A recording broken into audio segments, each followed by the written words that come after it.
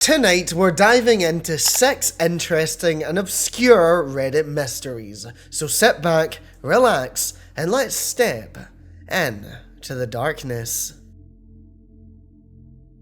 Have you ever been scammed? Maybe you have, or maybe you haven't, but one thing is for sure, they are rapidly getting better as AI progresses, and this Redditor thought that they may have run into one. Someone sent me a screenshot of ring cam footage of myself. Is this a known scam? Texted me the letter H a month ago, no context. I ignored it. It's a local number. Texted me a photo at 3:24 AM. Called me twice at 3:25 and 3:26 AM. Photo description. Close-up of their Apple computer desktop. They have Ring Cam app open, and they send me the timestamp on a video. Absolutely no context provided. Only shows the corner of the image. Corner of image shows a door frame. In the bottom ribbon, I can see the thumbnail of the full image. It's me at a door. I have very specific hair and features. It is definitely me. It looks like I'm holding a jacket in one hand, ringing the doorbell with the other, wearing a long sleeve t-shirt. Timestamp is about 10:20 PM on the 13th of September. I was home that night and have selfies with my dog from 10:10 PM wearing a short sleeve, but I often change into warmer clothes before walking dog at night. I may have walked her right after that, but there's really no reason I would ring a doorbell. I honestly don't know how ring doorbells work. I don't know how this person got my number either. I walked around my neighborhood earlier and there's only one building nearby with a similar door and ring camera. Most people have glass doors. I don't know what to do. Very creepy, and I don't think I'd know what to do either. They attached a photo showing what appears to be them at someone's front door as described. The strange part though, they don't remember this happening, and during the time and date that this allegedly happened as per the timestamp on the screenshot, they know for a fact that they were at home or simply out with the dog, not at some random person's door. What's scary about this is the fact that not only do they have OP's number, but they also had the audacity to spam their phone with calls and creepy doorbell footage in the early hours of the morning. Who would think that was a good idea? This fact, and basically everything else about this situation, has led some commenters to believe that rather than being a scam, this is someone trying their best to intimidate OP.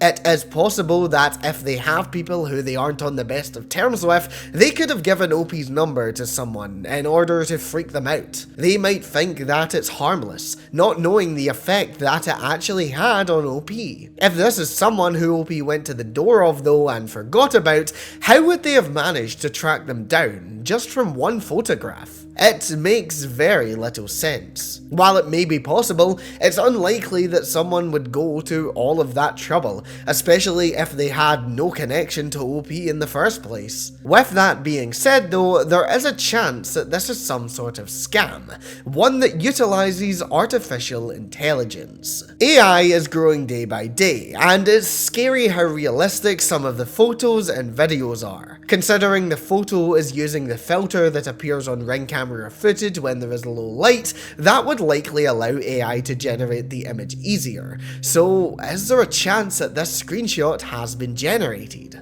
As someone who owns a MacBook, if this screenshot were opened in the actual Ring app, you would be able to see the logo of the app, as you can with settings, phone, and notes right next to the screenshot. Instead though, it appears as though it is filed in with some random documents, indicating that this is actually a folder drag or a list of files. To be fair, you can download videos from the Ring app and they would appear like this, but it seems strange for this to be the case if they weren't going to send OP the original footage in the first place. Why go to the trouble of downloading it if you're just going to send a picture of your screen anyway? OP decided to take the number into Cash App to check who it belonged to. They managed to track it down to a woman, and an online search confirmed that she lived at a shared address with a man. This indicates that while she likely owns the Verizon account used for the phone number, it likely belongs to the man, and there is good reason for OP to believe that. Just 4 days before she received the strange message containing the letter H, this man was arrested for possession of illegal substances. This is the second time that he has been arrested this year, and putting all of the pieces together, and the fact that they definitely don't know each other, we can put it down to a drug-fueled incident, likely causing paranoia in the man who sent OP the text. Some people suggested that if it continued, OP should get a restraining order against him, and it is certainly wise to make OP aware that that is an option. You never know how dangerous people can be, but hopefully this situation was a one-off, and this will never happen again.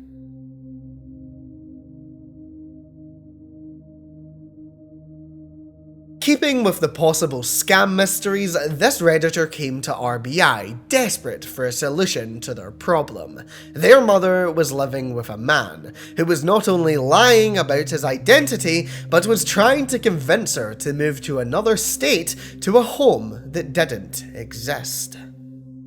Hi everyone, I'm trying to protect my mum without pushing her away, and I'm hoping for advice from both relationship and OSINT savvy folks. My mum, late 50s, has been dating a man that she met online for the last 6 months.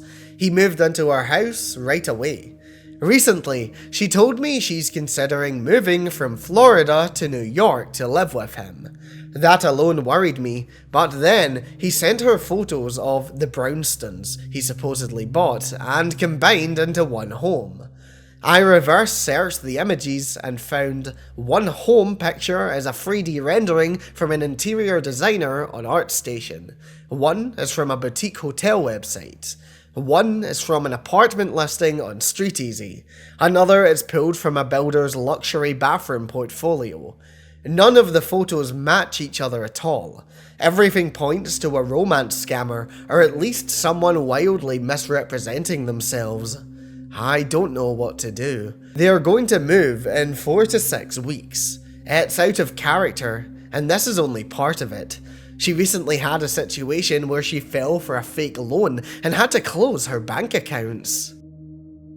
Absolutely insane that someone is trying to scam an older person using a 3D rendered image. You can't blame them for falling for it, but for people who may be more tech savvy, it does seem very blatant, and that allows us to come up with better solutions. As someone suggested in the comment section, it's a brilliant idea for OP to take their mother on a trip to see the houses. Even better if you can bring the scammer along, because then, once everyone is there in person, there will be no reason as to why he can't locate the home or allow them inside. He'll simply have to acknowledge his wrongdoing. It's also important to note that property sales are public record, so if he can't provide evidence that he has actually gone and purchased the homes, then that should be more than enough to convince OP's mother that this is a scam. But with these scammers, they often won't give out their real name, meaning that OP could have nothing to go off, making this all but impossible. It makes you wonder what his end goal actually is. If he had to move into OP's mum's home in the first place, it makes you wonder if his situation is dire. It sounds as though he jumped at the opportunity,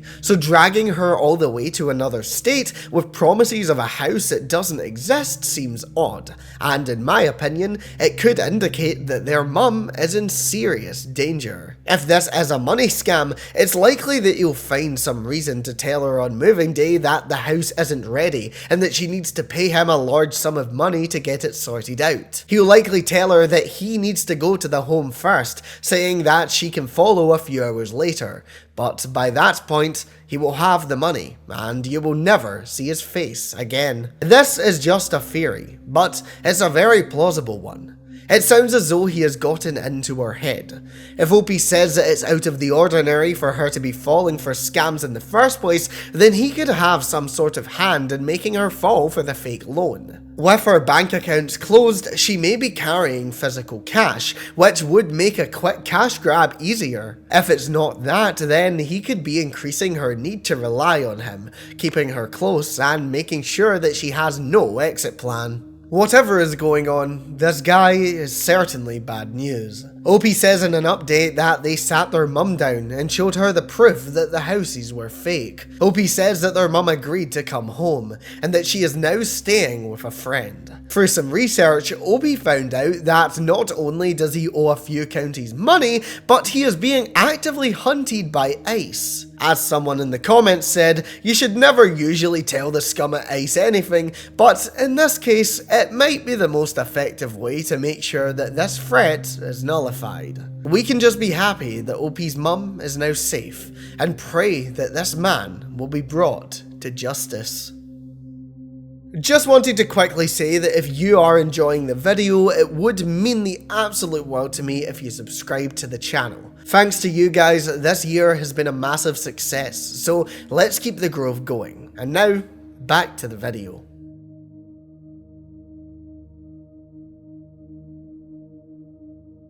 This next mystery dives into cold case territory. The Redditor who brought this story to RBI had a mum who was murdered, and they are determined to get more eyes on this case.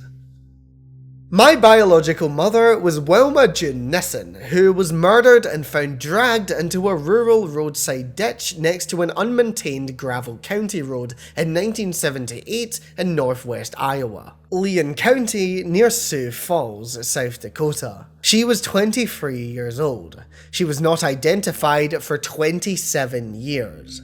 The woman I had searched for my entire life was a Jane Doe. I found out where she was from a small newspaper article that a friend's mum happened to see in 2006. Her cause of death was extremely brutal, but LE has not released what it is.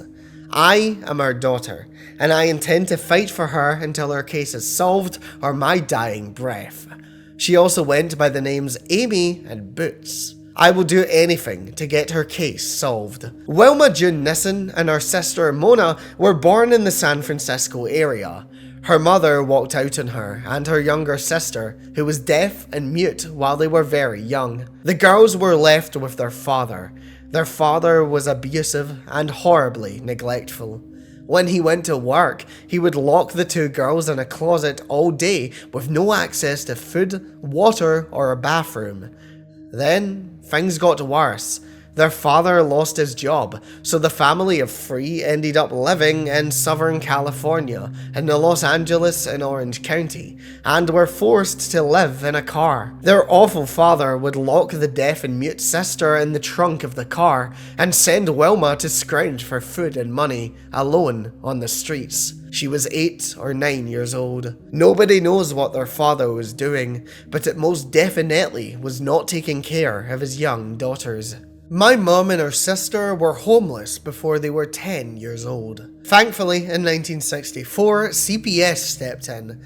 When she went to her first foster family at age 10, she had never been to school. She couldn't read or write or even use a fork. Wilma's first foster family were amazing. They truly loved her and treated her and their two other foster kids like their own. They taught my mum to read, write, and do some basic math. They were a family. If she had been able to stay with them, she would have lived a good life. But in just under 2 years, CPS screwed that up. The foster mother developed serious rheumatoid arthritis, so CPS decided they couldn't foster anymore. After her first taste of family stability and love, she was shuffled around the Orange County foster system in the 60s and 70s until she was 18. She was born in October 1954. Once she was 18, she lived all over Southern California. She married shortly after aging out of the foster system. I believe she was just 18. Her first husband was not a good person. Wilma never was taught what love was. Shortly after her marriage to Donald Wellington, she started getting arrested for prostitution. I found a newspaper article stating that he had a record that included robbery, drugs, and pandering. It's believed he was acting as more of a pimp than a husband. Wilma had 3 children by the time she was 22 years old. Wilma had 2 boys in 1974, 7 months apart. Both were taken by CPS. I have never met my half-brothers.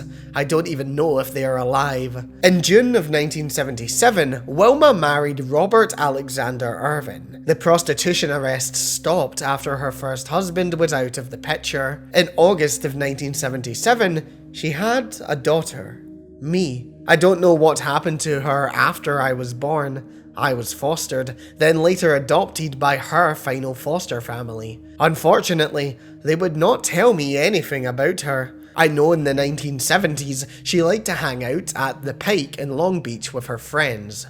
Wilma lived in San Diego County briefly after I was born. In February of 1978, Wilma went with Charles Inman Belt to Atlanta, Georgia. There are rumors that someone was looking to harm her. Wilma and Belt stayed at Belt's mother's home in Atlanta, Georgia. Wilma stayed in Atlanta for a couple of weeks, then just vanished. Belt was cleared of suspicion. He thought that she probably hitched a ride back to Southern California. I believe in my entire existence that she met someone there that convinced her to go with them to Sioux Falls, South Dakota. Wilma had no car, and that's over 1,000 miles away. In Sioux Falls, Wilma was working for an escort service that went by the names Playgirls and Playmates. They sent girls to the Sioux Falls and Northwest Iowa area. LE has at least 2 suspects.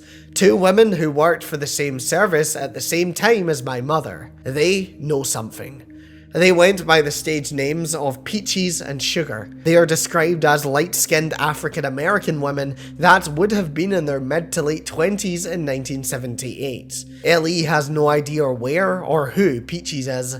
However, they do know who and where Sugar is. Sugar has failed multiple polygraph tests, but denies involvement in Wilma's brutal murder. Ellie also has amplified DNA from almost 10 years ago, but they refuse to speak with a scientist to see if the DNA could be made more viable. They also are very reluctant to even consider allowing a private lab to look at the DNA. Lately, they seem to be a bit more open to the idea, but I rarely hear from them.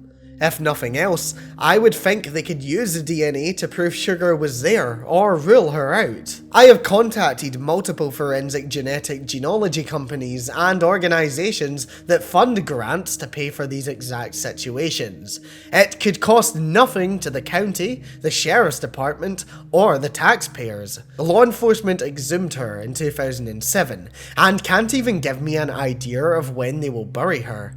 I can't even get the original photographs of her back that I loaned to the sheriff's department in 2006. Wilma was found extremely brutally murdered in October of 1978. Her top teeth were all or almost all smashed out, and her lower jaw was completely missing, not due to wildlife. I read an article saying when they turned her over, her face was gone. There was a rope tied between her white calf-length go-go boots. The rope was not to bind, but to drag her body, face down, into that ditch. Wilma's severely decomposed body was found on October of 1978, but had been there for at least a couple of months.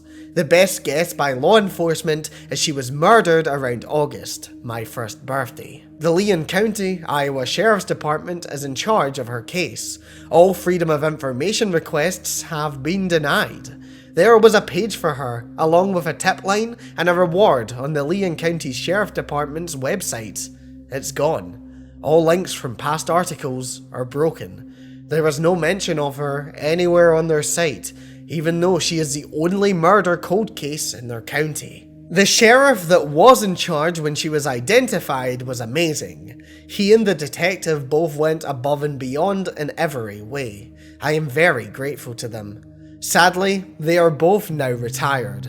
Let's just say the sheriffs since then haven't seemed enthusiastic about solving my mum's murder. I know her case can be solved.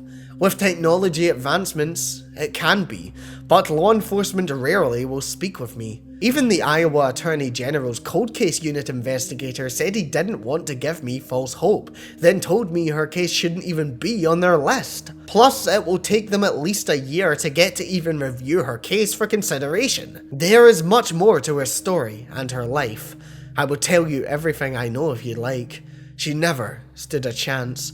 She was failed by her parents, by the system, by her husbands. She always struggled.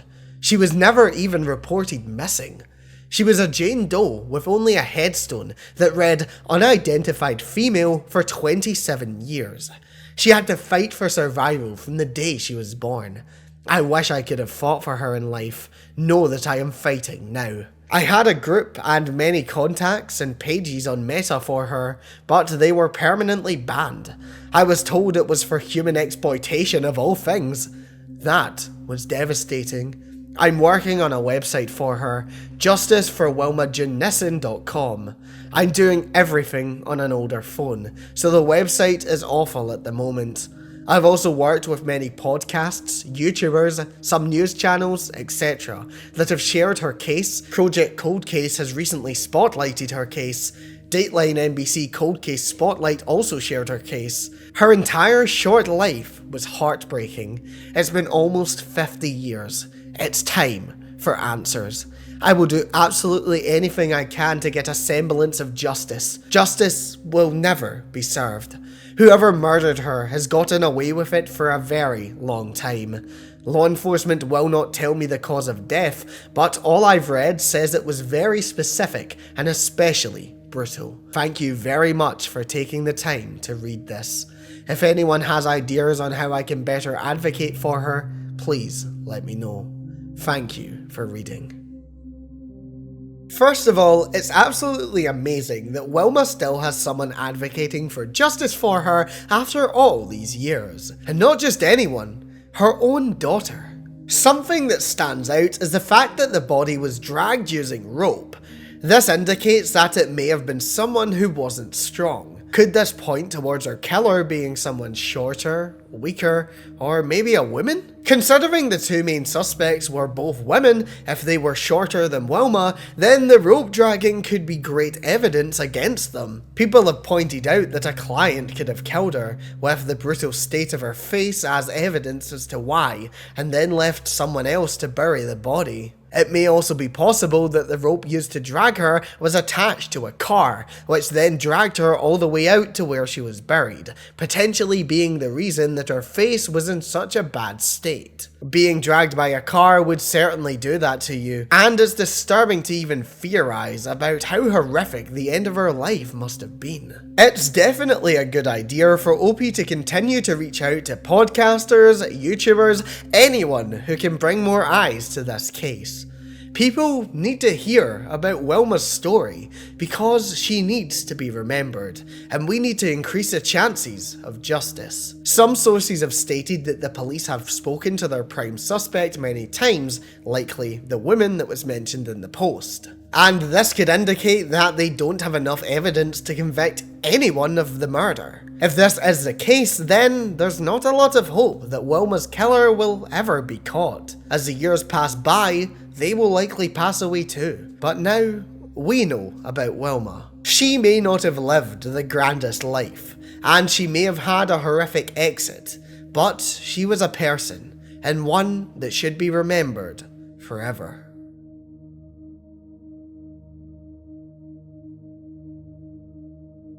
Over the last few years, multiple bodies have been recovered from the Newton Creek in New York City. The police are not investigating these cases, and is there a good reason as to why?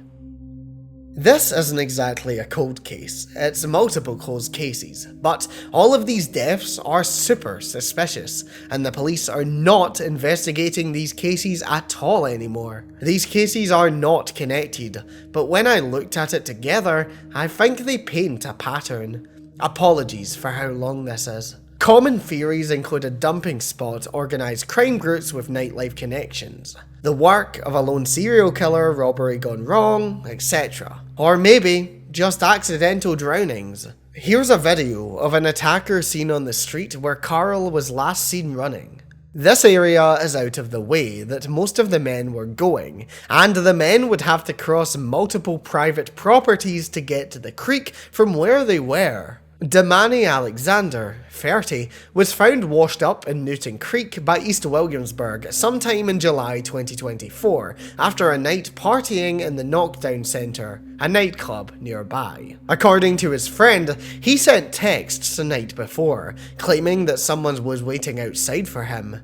"Dude's waiting for me outside. And then, I think he's trying to kill me." That was the last he was ever heard of. The police claimed there was no criminality involved. Alexander's mum says her child knew how to swim. A year earlier, in 2023, Carol Clementine, 27, was turned away from the Brooklyn Mirage, a club near where Damani was partying due to intoxication. His friends went in, and surveillance shows him walking away alone towards the subway, or to call a rideshare home. His dad claims the direction was north through Metropolitan Avenue, and then surveillance shows him running through a lumber yard. It's not shown who he's running from. He is then found dead in the creek behind in the video.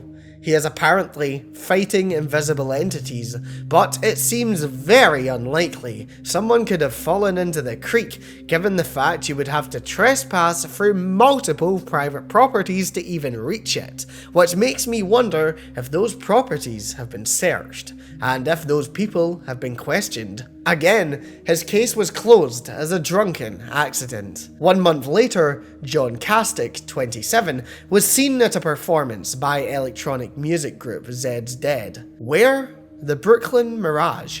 And then on surveillance footage walking past a pizza vending vehicle before disappearing and being pulled from the creek 3 days later. No obvious signs of injuries, except for drowning. He is around the same age as the first two victims. Video surveillance shows the DePaul graduate walking steadily on a sidewalk after leaving the venue at 2:30 a.m.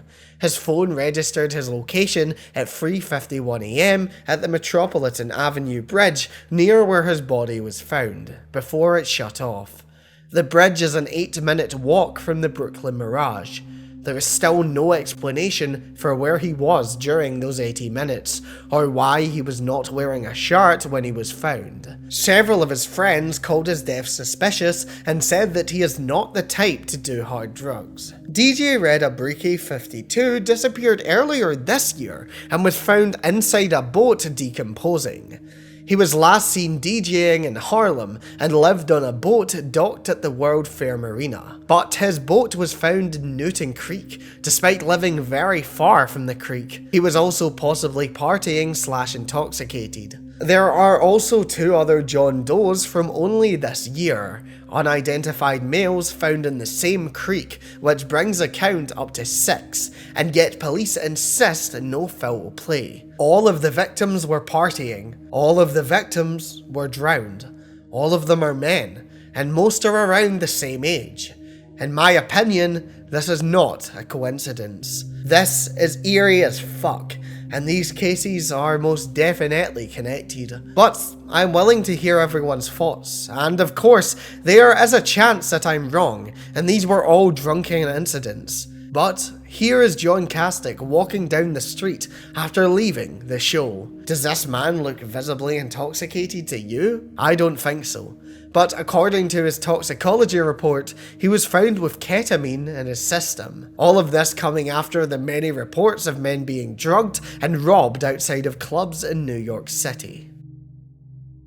This may remind you of a popular theory. The theory that a group of serial killers exist known as the smiley face killers. There have been many cases of young men found drowned, and around where they were found, there is smiley face graffiti. This has led people to believe that rather than their death being an accident, they were drowned, and that the graffiti was some sort of calling card. The theory falls apart when you think about how common smiley face graffiti actually is, and it isn't out of the realm of possibility to think that drunk people may happen to fall into water. In their state, they may not be able to get out, and most sadly, have fallen to their demise. One commenter says that they live in Amsterdam, and that this is such a possibility that when police find a male body in the water, they will check if the fly is open. Due to the amount of canals in Amsterdam, they may decide that they want to pee in the canal rather than on the street. They may get lightheaded and accidentally fall in. And the worst part of it all is that you don't even need to be drunk or under the influence. All you need to be is unlucky. This is likely what's happening here. These men all likely drowned by accident, rather than falling victim to foul play.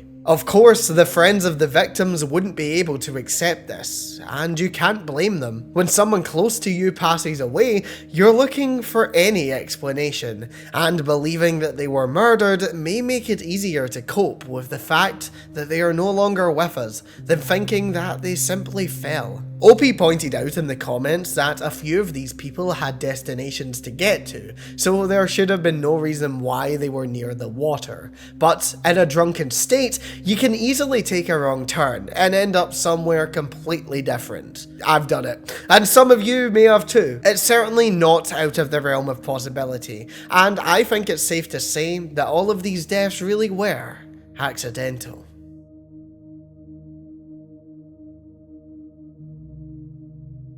This Redditor's neighbourhood would quickly turn into a mystery straight out of Hollywood, because they wanted to solve the case of who shot a .44 Magnum through their window. I'm in Colorado, and a .44 Magnum round was fired straight into my second floor window, travelled through my curtain, and went about 15 to 17 feet inside my home on a 6-inch downward trajectory, and landed at a banister where it chipped it. I found the bullet, and it looked like a nail to me. It was mangled. I wasn't home when it happened. Police believe it is a .40 to .44. I correct that I do not believe they ever specified Magnum. I know nothing about guns. The bullet is still with the crime lab CSI to figure out what kind of gun it was. Police responded, but then told me there is no gun registry in Colorado, and CSI refused to run any trajectory analysis or bring in a detective. They talked to a few neighbours across from me and closed the case after everyone said they didn't hear anything and don't own any guns. Using the Ring app, a neighbour did hear a loud bang around 5 to 7 PM on an evening that I was out. I didn't have Ring until now. I now have tons of cameras. I just moved in a week ago. Shooter could have thought it was vacant, as it was vacant for 7 months. I have no enemies. It's a picture-perfect, safe-looking neighbourhood. No crime outwardly, but apparently, 3 years ago, some kids shot up a neighbour's garage for fun. No one knows who, but it was apparently BB guns. But based on measurement, angles, and line of sight, the shot had to have come from one of 3 houses directly facing my window. There are literally 33 possible houses in the area, but only 3 line up with the bullet path. The row of homes behind these, one did have a broken window, and they said furniture caused it, and that it had been broken for 5 months. I asked HOA why they didn't notice this on their monthly inspections. No response yet. I want to figure out who did this. Is there any type of firearm detection tech, sound mapping, metal detection, residue testing, acoustic triangulation, or anything people have used to pinpoint where shot originated? What type of laser do I buy? Should I do the string thing first? Is there a tutorial? Some people have pointed out in the comments section that a .44 Magnum can travel for up to a mile, and that it is still fatal for up to 500 yards. With this in mind, and the fact it only hit glass, a curtain, and a banister, the bullet was likely almost out of energy, and that means that it likely wasn't anyone nearby. According to people much more educated on guns and bullets than me, if it had been a neighbour from across the street, it could have punched through multiple interior walls with absolutely no problem, so the fact that it barely breached anything indicates that it could have come from at least half a mile away. It does seem weird that people in the neighbourhood are saying that they didn't hear anything though. There is essentially no chance that they heard nothing, so someone is lying, which arguably probably makes the situation even more confusing. If OP really does want to solve the situation, it's a great idea for them to try out a laser pointer. As commenters have pointed out, they could find the source of the shot, but it may be very far away. Either way, I'm sure it would make it easier for them to sleep at night if they knew who was the irresponsible firearm owner in their neighborhood. But this serves as a reminder that if you live in a country where guns are allowed, you never really know when someone could let off a stray round. So, stay safe out there.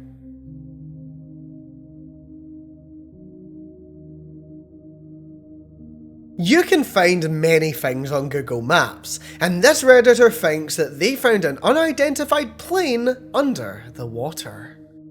A few weeks ago, I was using Google Maps to zoom in randomly near some of the many islands in the Puget Sound, and saw what looks to be a plane near a small island called Fortress Island. It could be a reflection or a shadow of a plane overhead, but I'm not sure. It looks to be a small, non-commercial plane. Any ideas or help would be appreciated. This is a screenshot that they attached to the post, and they're right, it is definitely a plane. The question is though, is it really under the water, or is it simply a reflection? Some commenters have pointed out that the area is about 30 to 40 feet deep, meaning that if the conditions were absolutely perfect, then there is a chance that you would be able to see a submerged plane. Another Redditor was going to put this to the test, taking their drone out to the location, but they said that it was too late in the day when they went, and the reflection of the sun meant that they couldn't see anything. They were planning to return the next day, but sadly, it rained all day, meaning that they were unable to fly their drone. Eventually though, they managed to get footage of the area. Sadly, due to the conditions not being perfect, you can't really see under the water, and any chance of spotting the plane is essentially impossible. Other people have done calculations and figured out that due to the make of the plane and the length of the wings, it is likely that the plane is not at ground level in this image. This gives more weight to the theory that the plane was actually in flight when this image was taken. Whatever the case though, it's a very interesting find, and a mystery that I'll certainly be keeping an eye on, because who knows, maybe this really is a submerged plane that no one has discovered. Thank you so much for making it to the end of this video. Don't forget to like, subscribe, share the video because it really helps out the channel. Also turn on post notifications so that you never miss an upload. Sorry that I took not really a break, kind of mini break. I was sick. I'm back now. Let's go. You'll be happy. I just wanted to thank anyone who had me in their YouTube recap or Spotify rap this year. It means the world that you guys watch the videos so much to have me that high up in your ranking. So yeah, you know, there's no plans to stop in 2026. We're going to go harder than ever.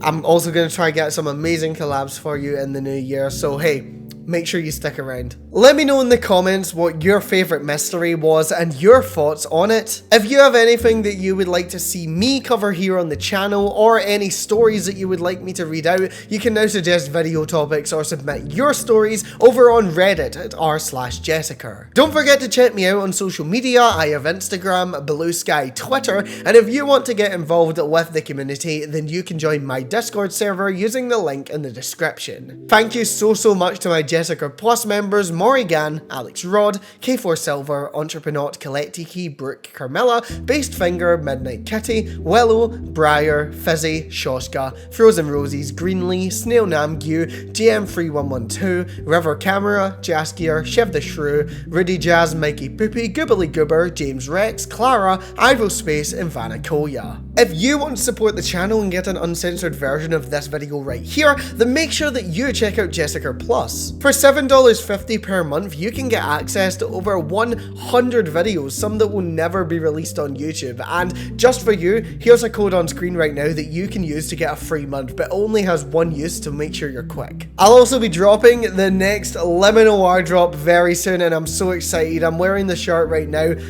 let me do a little stand up and show you. So this is going to be the front design. We've got a nice embroidered heart. The art, obviously amazing. Make sure you check out the artist for Lemon. Here's our art on screen right now. And here's the back design. It is absolutely class. I love it. And any purchases of Lemon will also get a free month with their purchase, so make sure you check that out, and you can go to jessicur.com to get started. I'll be back very soon with another video, but if you want another right now, then I think that you'll like this video that's on your screen.